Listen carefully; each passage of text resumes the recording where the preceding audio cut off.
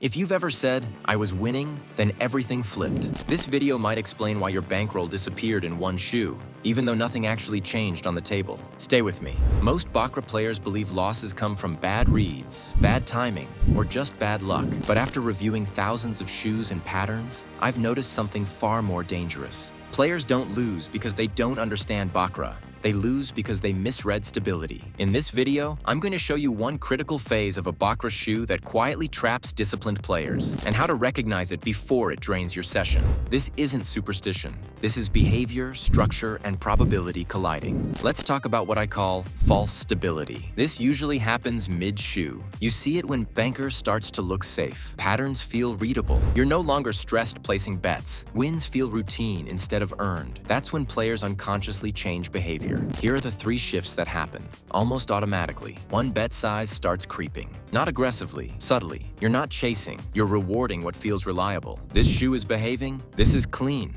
This is the one, but the table hasn't improved. Your confidence has outpaced the data. 2, you stop tracking information. Early in the shoe, you're sharp. You're watching streak length, side patterns, chops, clumps. Mid-shoe, you start betting memory, not observation. That's when mistakes enter quietly. 3, you confuse order with control.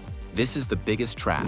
Baccarat can look organized without being predictable. Just because outcomes appear orderly does not mean they are responding to your logic. And this is where most losses actually begin. Here's the part most players find out after it's too late. The most dangerous bets in Baccarat are not emotional bets. They're comfortable ones. I've reviewed sessions where players were up steadily, betting clean, no tilt, no chase, and still gave everything back in 6 to 8 hands. Why? Because they never adjusted when the shoe stopped confirming their read. They waited for proof they were wrong. But Baccarat doesn't warn you loudly, it whispers. And if you don't recognize that shift, the shoe takes back everything it gave. So here's the takeaway. In Baccarat, the danger isn't chaos. It's confidence without recalibration. If you want to play longer, cleaner, and with control, treat every phase of the shoe as temporary. Reduce exposure when things feel easy, and never confuse short-term order with long-term edge. If this hit close to home, let me know in the comments. Have you ever lost a session that felt under control the entire time? Subscribe to Baccarat Report for breakdowns like this. No myths, no hype,